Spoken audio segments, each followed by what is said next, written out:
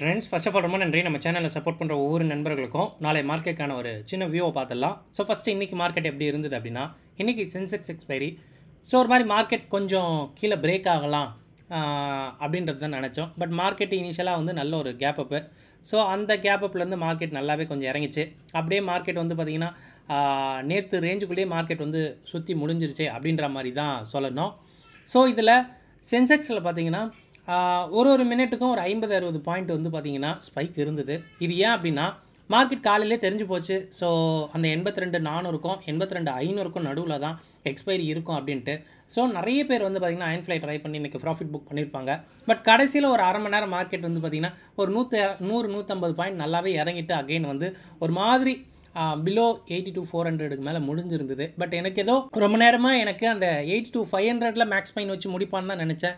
But இல்லை, ஏன்னா அங்கேயே வச்சு முடிச்சிருந்தா 2 நாளும் ஒரே மாதிரி ஒரே இடம் கன்சாலிடேஷனில். நேற்று காலைல அயன் ஃப்ளை போட்டிருந்தோன்னா 11,000 ரூபா கிடச்சிருக்கும். ஸோ இன்றைக்கி போட்டிருந்தோன்னா 5,800 நினைக்கிறேன்.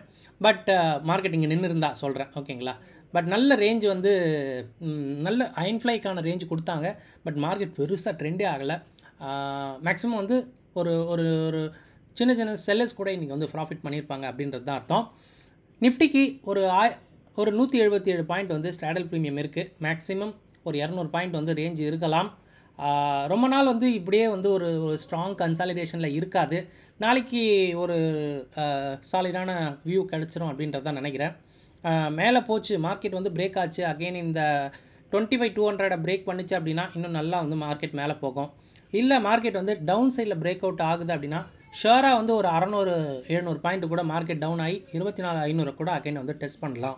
ஏன்னா அந்தளவுக்கு மார்க்கெட் வந்து பார்த்திங்கன்னா இது ஒரு ரெசிஸ்டன்ஸாக எடுத்துக்கும் அப்படின்றது தான். என்ன 2-3 தடவை மார்க்கெட் இந்த ஒரு இடம் வந்து ரிஜெக்ஷன் ஆயிருக்கு அப்படின்றதுனால தான் இது. ஸோ விக்ஸ் தொடர்ந்து வந்து டவுன் ஆகிட்டு இருக்குது. நியராக 14க்கு வந்துருச்சு அப்படின்னு சொல்லும்போது இருக்கிற ஆப்ஷன் ப்ரீமியம் எல்லாம் காலி அப்படின்றது தான். ஸோ சடனாக ஒரு வால்டாலிட்டி வந்தோம் அப்படின்னா அகெயின் அங்கே செல்லர்ஸ்க்கு வந்து வெயிட் இருக்குது அப்படின்றதா இதோட அர்த்தம். எண்ட் ஆஃப் ஈஓடியில் நம்ம மார்க்கெட் முடியும் போது 89 ஸ்டாக் லாங்காகவும் 99 ஸ்டாக் வந்து பார்த்திங்கன்னா ஷார்ட்டாகவும் இருந்திருக்கு. ஒரு 45-50% வந்து மார்க்கெட்டை வந்து ரெண்டு பக்கமும் இன்றைக்கி இழுத்தாங்க அப்படின்னு தான் சொல்லலாம். கொஞ்சம் நிறைய ஸ்டாக்ஸ் இன்றைக்கி மேபி ப்ராஃபிட் புக்கிங்காக கூட இருந்திருக்கலாம். ஏன்னா மார்க்கெட் வந்து ஒரு பாயிண்ட் ஆஃப் டைமில் மிட் கேப் நிஃப்டிலாம் ரொம்ப நல்லா இருந்தது. பட் எண்ட் ஆஃப் ஈஓடியில் அது ஒரு மாதிரி ஃப்ளாட்டாக முடிஞ்சதையும் பார்க்க முடிஞ்சது. பார்க்கலாம் இது மேபி ப்ராஃபிட் புக்கிங்காக இருக்குமா அப்படின்றது நாளைக்கு ஒரு ஆன்சர் தெரிஞ்சிருவாங்க. ஏதோ ஒரு சைடு நாளைக்கு வந்து உடைய போகுது அப்படின்றது இது மூலமாக ஷுவராக தெரியுது. நிறைய விஷயம் செக்லிஸ்ட்லேயே வச்சுருக்கோம், அதையும் நீங்கள் கவனிங்களேன். எஸ், இந்த நிஃப்டியோட ஸ்ட்ராடல் ப்ரீமியம் பார்த்தோம் அப்படின்னா நேற்று ஆக்சுவலாக வந்து ஒரு 270 ரூபா இருந்தது. இன்றைக்கி பார்த்தோம் அப்படின்னா முடியும் போது 177 ரூபா, ஆல்மோஸ்ட் வந்து பார்த்திங்கன்னா ஒரு 100 ரூபா வந்து முடிஞ்சிருக்கு. எனக்கு நாளைக்கு வந்து பார்த்திங்கன்னா இந்த ஒரு பாயிண்ட் ஜஸ்டிஃபை பண்ணுற மாதிரி இந்த 177 இருக்கிறது ஒரு 220-230 சொல்லிட்டு ஒரு ஸ்பைக் வந்தால் கூட மார்க்கெட்டில் கொஞ்சம் வால்டிலிட்டி இருக்குது அப்படின்றது தான் நினைப்பேன். இல்லை ஃபர்தராக மார்க்கெட் டிகே ஆச்சு அப்படின்னா பெருசாக வந்து செல்லர்ஸ் உள்ளே போக வேண்டாம். ஸ்பைக் ஏதாவது வருது, அதாவது இந்த ஸ்ட்ராடல் ப்ரீமியத்தில் ஸ்பைக் ஏதாவது வந்தால் மட்டும் செல்லர்ஸ் உள்ளே போகலாம். பையர்ஸும் உள்ளே போக வேண்டாம் இந்த ஒரு கண்டிஷனில், ஓகேங்களா. ஏன்னா வச்சு மார்க்கெட்டை வச்சு அழுத்தணும்னு நினச்சாங்க அப்படின்னா இன்னும் டிகே ஃபாஸ்ட்டாக ஆகும் அப்படின்றது தான். ஏன்னா இதெல்லாம் ஒரு சூப்பரான ஒரு டிகே, ஓகேங்களா. இன்றைக்கி செல்லர்லாம் பெருசாக எடுத்திருப்பாங்க அப்படின்றது தான் அர்த்தம். ஏன் அப்படின்னா செல்லர்ஸ் மேபி வந்து நிறைய பேர் சென்செக்ஸில் பிஸியாக இருந்திருக்கலாம். பட் நிஃப்டிலே ஒரு அருமையான ஒரு டிகே இன்றைக்கி இருந்தது தான் அர்த்தம்.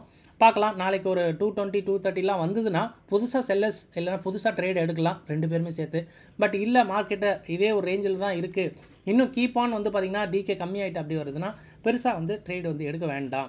ஸோ மார்க்கெட் வந்து ஏதோ டிசைட் பண்ணுது அப்படின்றது மட்டும் இது மூலமாக தெரிஞ்சுக்கலாம். அண்ட் எஸ்எக்ஸ் நிஃப்டி ஒரு 40 பாயிண்ட் க்ரீனில் இருக்குது. ஹோப்ஃபுல்லி பார்க்கலாம் இந்த க்ரீன் வந்து கண்டினியூ ஆகும் அப்படின்றது தான் தெரியுது. ஸ்லைட்டாக நான் கொஞ்சம் புல்லிஷ் வியூவில் இருக்கேன்.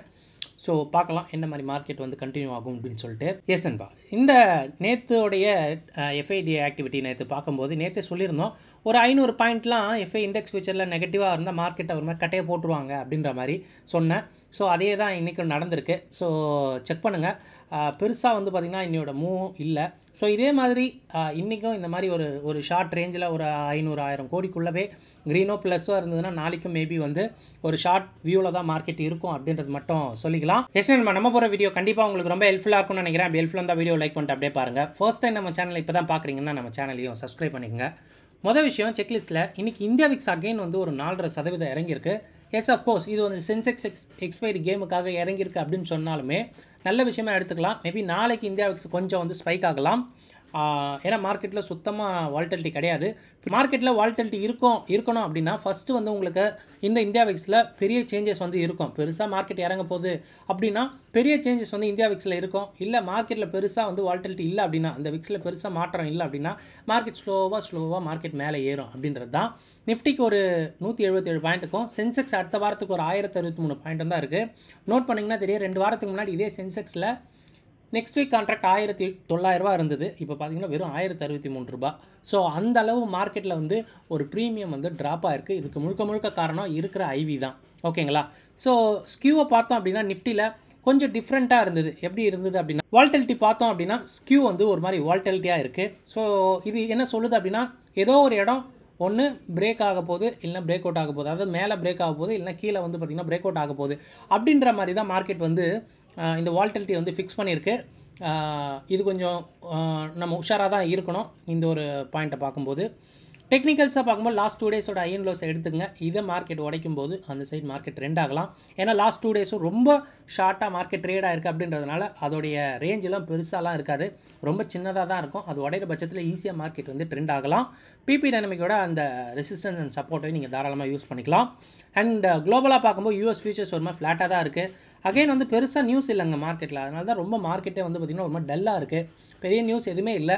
அகெயின் வந்து கிரிப்டோ வந்து 1,10,000 USD அந்த பிட்காயின் வந்து டச் பண்ணியிருக்கு, விச் இஸ் குட். 2 நாளுக்கு முன்னாடி அது 1 லட்ச ரூபா, இப்போ பார்த்தீங்கன்னா 1,10,000 சொல்லும்போது 10% ஈஸியாக வந்து ரேலி ஆகிருக்குது.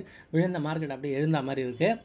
அண்டு டேட்டா ஃபார் ஆப்ஷன் ட்ரேடர்ஸில் பார்க்கும்போது ஃபியூச்சர்ஸ்க்கான விஷயம் இதில் நீங்கள் ஒரு கன்க்ளூஷன் கொண்டு வந்துடலாம். மார்க்கெட்டு இறங்கியிருக்கு, ஓப்பன் இன்ட்ரெஸ்ட்டே இறங்கியிருக்கு, இந்த பாயிண்ட்டே இறங்கியிருக்கு.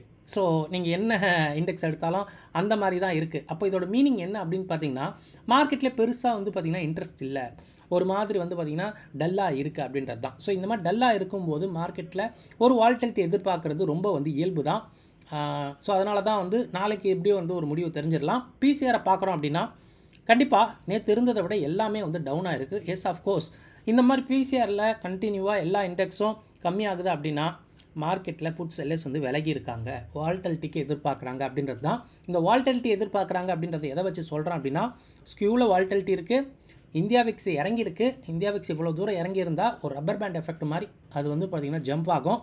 ஸோ அதே மாதிரி பிசிஆரில் பெரிய சேஞ்சஸ் இருக்குது. இந்த மாதிரி விஷயம்லாம் இருக்கும்போது மார்க்கெட்டில் ஏதோ வந்து குக் பண்ணுறாங்க, ஏதோ வந்து நினைக்கிறாங்க அப்படின்ற மாதிரி எடுத்துக்கலாம் அப்படின்றது தான். ஸோ நாளைக்கு வந்து ஒரு முடிவு தெரிஞ்சிருங்க. ஓகேங்களா? என்னோடய வியூ வந்து அப்சைட் போகிறது தான் வந்து என்னோடய வியூ. பட் கீழே வந்து பிரேக் அவுட் ஆச்சு அப்படின்னா கண்டிப்பாக ப்ராஃபிட் புக்கிங் இருக்கும். அகைன் வந்து ஒரு 600-650 பாயிண்ட் கூட மார்க்கெட் வந்து இறங்கலாம். அகைன் அந்த 24,500 கூட டச் பண்ணலாம். ஓகேங்களா? ஏன்னா அதுக்காக தான் மார்க்கெட்டை வந்து பார்த்திங்கன்னா இவ்வளோ ஸ்டேபிளாக ஏற்றிட்டு வந்திருக்காங்க அப்படின்றது. ஸோ இங்கே ஏதாவது கொஞ்சம் விஷயம் மாறிச்சு அப்படின்னா கூட மொத்தமாக வந்து பார்த்திங்கன்னா சரிஞ்சிடும். கன்க்ளூஷனாக பார்க்கும்போது மார்க்கெட்டுக்கு வந்து ஒரு பெரிய ரேலி வந்து தேவைப்படுதுங்க. நாளைக்கு தெரிஞ்சிடும் அது ப்ராஃபிட் புக்கிங்காக இல்லை லாங் அடிஷனாக இன்னும் வந்து பவர்ஃபுல்லாக மார்க்கெட் மேலே போகுமா அப்படின்றது வந்து நாளைக்கு ஒரு கிளியராக ஒரு பிக்சர் கிடச்சிரும். ஸோ செக் பண்ணுங்கள். இதெல்லாம் ஆல்ரெடி அவைலபிளாக இருக்க விஷயம் தான். உங்கள் ஓன் அனாலிசிஸ்க்கு அப்புறம் உங்கள் ட்ரேட் எடுங்க. இந்த வீடியோ பார்த்ததுக்கு ரொம்ப நன்றி. தேங்க்யூ. ஜெய் ஹிந்த்.